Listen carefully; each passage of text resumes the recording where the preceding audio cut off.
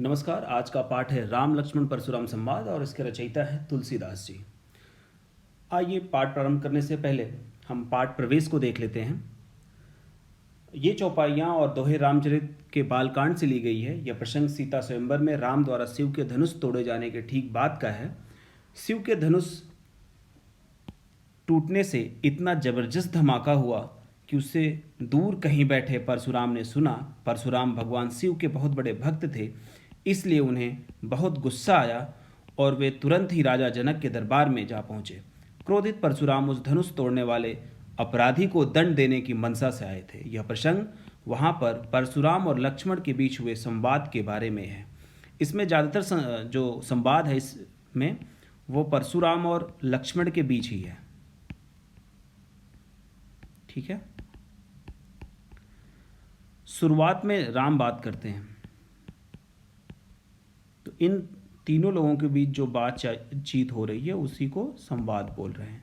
तो यह है राम, लक्ष्मण और परशुराम संवाद। ठीक है।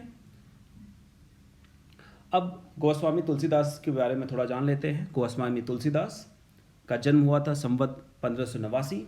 जन्मस्थान है राजापुर बांदा, उत्तर प्रदेश। माता हुलसी देवी, पिता आत्माराम दुबे। शिक्षा वेद पुराण आदि की हुई थी। विवाह रत्नावली से हुआ था। धर्म इनका हिंदू है। प्रसिद्ध कवि और संत गुरु नरहरिदास हैं। बहुत सारे सम्मान पुरस्कार भी मिले। उनकी जो रचनाएं हैं उसमें से प्रमुख है रामचरितमानस, विनय पत्रिका, दोहावली, कवितावली, हनुमान चालीसा, वैराग्य संदीपनी, जानकी मंगल, पार्वती मंगल इत्यादि। अब आइए प्रथम चौपाई की व्याख्या देखते हैं। चौपाई पहला है, नाथ शंभु धनु बंज निहारा, होहि केहू एक दास तुम्हारा। अब यहाँ पहले हम परिस्थिति को देख लेते हैं इस चौपाई को स्टार्ट करने से पहले। तो आप जान रहे हैं सीता का स्वयंवर हो रहा है। वहाँ पे राम जब धनुष को उठाने जाते हैं तो वो धनुष जो है वो टूट जाती है और ये समाचार परशुराम को मिलता है और परशुराम वहाँ आते हैं और वो शिव के धनुष को तोड़ने वाले को दंडित करना चाहते हैं। और वो जब गुस्से में पूछते हैं कि ये धनुष किसने तोड़ा, तो उसका जवाब यहाँ पे इन दोनों लाइनों में राम परशुराम के मध्य संवाद हो रहा है। ठीक है, के मध्य संवाद। तो ये जो पहली लाइन हम देख रहे हैं, नाथ, जब वो पूछते हैं, परशुराम जी आके वहाँ पूछते हैं कि किसने शिव धनुष को तोड़ा, तो उसका उत्तर यहाँ पे दे रहे हैं। कौन दे रहा है? राम दे रहे हैं। और आप सभी को पता है राम बड़े ही शांत स्वभाव के थे। वो गुस्से में नहीं बोलते हैं। वो कैसे बोलते हैं?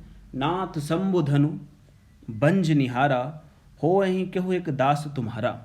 वो कहते हैं कि हे मुनि, बहुत ही नम्रता से बोलते हैं, बड़े ही प्रेम से बोलते हैं कि हे नाथ, हे मुनि, शिव जी के धनुष को तोड़ने वाला शंभु धनु, शंभु मतलब शिव, ठीक है, और धनु मतलब धनुष, शिव धनुष, ठीक है।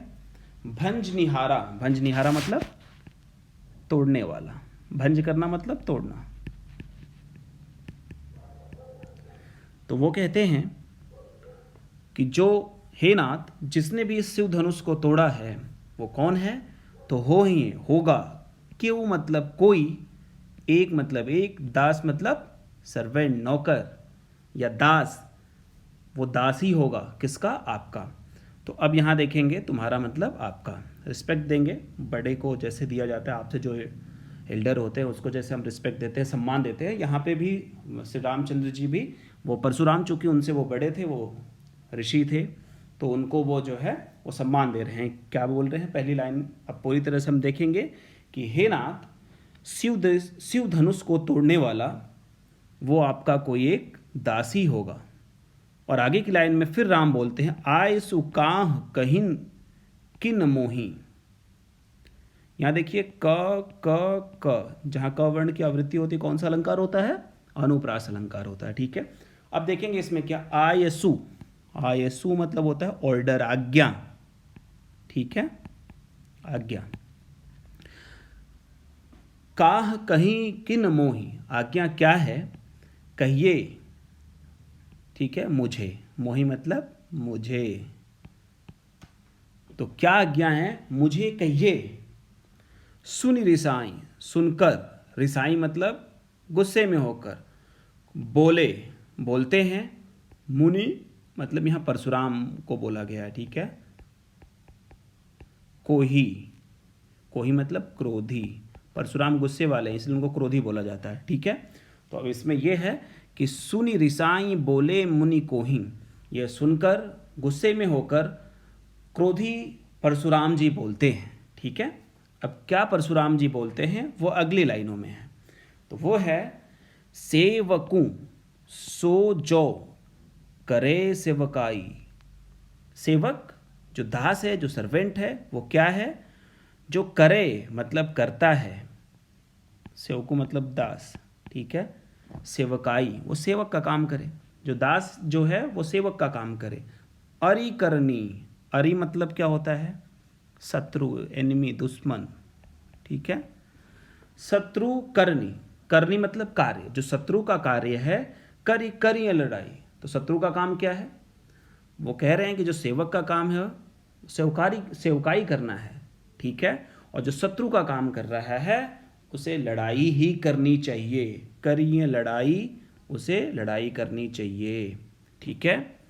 और आगे फिर परशुराम जी बोलते हैं इस लाइनों में, सुनहु राम जहि शिव धनु तोरा, सुनो राम जहि, जिसने शिव धनु, शिव धनुष तोड़ा है, जिसने भी शिव धनुष तोड़ा है, सहस बाहु, सहस बाहु के बारे में थोड़ा सा मैं यहाँ बता देता हूँ। सहस मतलब होता है 1000, सहस्त्र हजार, ठीक है, बाहु मतलब होता है हाथ वाला, तो एक ऐसा व्यक्ति जिसके हजारों हाथ हो, 1000 हैंड हो, ठीक है।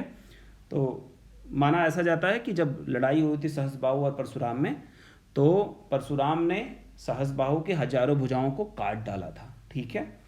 तो वो कह रहे हैं कि सुनो राम, सुनो राम जहि शिव धनु तोड़ा, जिसने भी शिव धनुष को तोड़ा है, सहस बाहु सम, सहस्त्र बाहु के, सम मतलब समान, सो मतलब वह, रिपु मतलब शत्रु, दुश्मन, और मोरा मतलब मेरा, अर्थात जिसने भी, सुनो राम जहि शिव धनु तोड़ा, सुनो राम जिसने भी शिव धनुष तोड़ा है वो सहस बाहु के समान मेरा शत्रु है, मेरा दुश्मन है। और फिर आगे की लाइन में बोलते हैं, सो बिलगांव बिहाई समाजा, यहाँ ध्यान देंगे सभी, सो मतलब वह, बिलगांव मतलब अलग करना, ठीक है, अलग हो जाए या अलग कर दे, बिहाई मतलब छोड़कर, ठीक है, समाजा मतलब समाज। तो वो कहते हैं कि जिसने भी, हे राम, जिसने भी शिव धनुष तोड़ा है वो सहस बाहु के समान मेरा शत्रु है। सो बिलगांव बिहाई समाजा, वह इस समाज को छोड़ के अलग हो जाए, न तो नहीं तो मारे, मारे जाएंगे, जई हैं जाएंगे सब राजा, यहाँ जितने भी राजा बैठे होंगे सभी मारे जाएंगे, इसलिए जिसने भी शिव धनुष तोड़ा है वो अलग हो जाए इस समाज को छोड़ करके। सुनी मुनि बचन, अभी तक आपने देखा 1 2 3 4 4 लाइनों तक, पहले 2 लाइनों में किनसे बातें हो रही हैं, राम बातें कर रहे हैं परशुराम से, वो बता रहे हैं। तीसरी और चौथी लाइन जो है उसमें परशुराम जी गुस्से में होकर के राम से कह रहे हैं, और ये जो 5वीं लाइन है उसमें भी परशुराम जी कह रहे हैं कि जो जिसने शिव धनुष को तोड़ा है वो इस समाज को छोड़ करके अलग हो जाए, नहीं तो यहाँ जितने भी राजा बैठे हुए हैं सब मारे जाएंगे, ठीक है। अब जो है लक्ष्मण जी की बारी आ रही है यहाँ पे, ठीक है। अब इतनी बातें जब हो जाती है, लक्ष्मण जी की बातें सुनिए अभी। सुनी मतलब सुनकर, मुनि वचन मतलब परशुराम के वचन, बातें, वचन मतलब बातें, लखन मतलब लक्ष्मण, ठीक है, मुस्कान मतलब स्माइल, उनके चेहरे पे स्माइल आ जाती है। सुनी मुनि बचन लखन मुस्कान, यहाँ पे दे रहा है कि ये सब जो बातें हो रही थी परशुराम की, उसको सुन करके लक्ष्मण जी मुस्कुराने लगते हैं। बोले परशुधरहि अपमाने। अब यहाँ पे लक्ष्मण बोले क्या बोलते हैं? परशुधरहि। परशु मतलब होता है फावड़ा या फरसा। धरहि मतलब धारण करना, ठीक है। तो वो फावड़ा धारण करने वाले, परशुधर ने कौन फावड़ा धारण किया था? तो परशुराम को माना जाता है कि वो हर समय फावड़ा जो है हाथ में लिए रहते हैं। अवमाने मतलब होता है इंसल्ट, अपमान, ठीक है। तो यहाँ पे सुनि मुनि बचन लखन मुस्काने, बोले परशुधरहि अवमाने। वो मुनि के वचन सुनकर के लखन मुस्काने लगते हैं और परशुराम का अपमान करते हुए बोलते हैं। क्या बोलते हैं? बहु धनु ही तोरी लरिकाई। बहु मतलब मेनी, बहुत, ठीक है। धनु ही से तात्पर्य क्या है? तो वो खिलौने वाली धनुष जो छोटे छोटे बच्चे खेलते हैं ना, उसकी। तोरी मतलब तोड़ना, लरिकाई मतलब चाइल्डहुड, बचपन। वो कहते हैं कि बहुत सारी जो खिलौने वाले जो धनुष है हमने बचपन में तोड़ी है, ठीक है। आगे फिर कह रहे हैं कबहु न असी रिस कीनि गोसाई। रिस मतलब गुस्सा, असी मतलब ऐसा, कबहु मतलब कभी भी, न मतलब नहीं। तो अब वो बता रहे हैं कि हमने बचपन में बहुत सारी जो खिलौने वाली धनुष है वो तोड़ी है, लेकिन तब आपने ऐसा गुस्सा तो नहीं किया था, ठीक है। आगे यही धनु पर ममता के ही हेतु। यही मतलब इसी, धनु मतलब धनुष, पर ममता के ही हेतु, इसी पे इतना ममता क्यों, इस धनुष पे आपको ममता क्यों है? सुनि रिसाई, यह सुन करके गुस्से में होकर के, कह मतलब कहे, भृग कुल केतु मतलब परशुराम, ठीक है। तो ये सुनते ही गुस्से में होकर के परशुराम जी कहते हैं, वो क्या कहते हैं? रे नृप बालक। रे मतलब रे, नृप मतलब राजा, किंग, बालक मतलब लड़के, मतलब प्रिंस। नृप बालक मतलब राजकुमार या प्रिंस। हे राजा के लड़के, काल बस, काल के बस में होकर बोलत। तुम काल के बस में होकर बोल रहे हो तो ही न संभाल, तुम अपने को कंट्रोल करो, ठीक है, नियंत्रण में करो। धनु ही सम त्रिपुरारी धनु। त्रिपुरारी किसका नाम है? यहाँ ध्यान देंगे, त्रिपुरारी शंकर का, ठीक है। और धनु मतलब धनुष। तो वो कह रहे हैं कि ये जो खिलौने वाली धनुष है, सम मतलब समान। तो कह रहे हैं कि ये जो शंकर की धनुष है वो खिलौने वाले धनुष के समान है, जिसको विदित सकल संसार जानता है। कहते हैं कि ये शिव धनुष है, इसको पूरा संसार जानता है, जिसकी तुलना तुम उस खिलौने वाले धनुष से कर रहे हो, ठीक है। तो अब तक ये रहा। एक चीज़ और आप ध्यान देखेंगे, यहाँ पे चौपाई 1 लिखा हुआ है और यहाँ पे दोहा लिखा हुआ है, ठीक है। तो चौपाई क्या होता है और दोहा क्या होता है, इसीलिए मैंने चौपाई जो ब्लैक से लिखा है, दोहा जो है रेड से लिखा है। तो ये छंद हैं, इसको हम जब ऊपर की कक्षाओं में जाएंगे तो इसको और ज़्यादा अच्छे से पढ़ेंगे। बस हमें ये जानना है कि ये चौपाई और ये छंद है, ठीक है।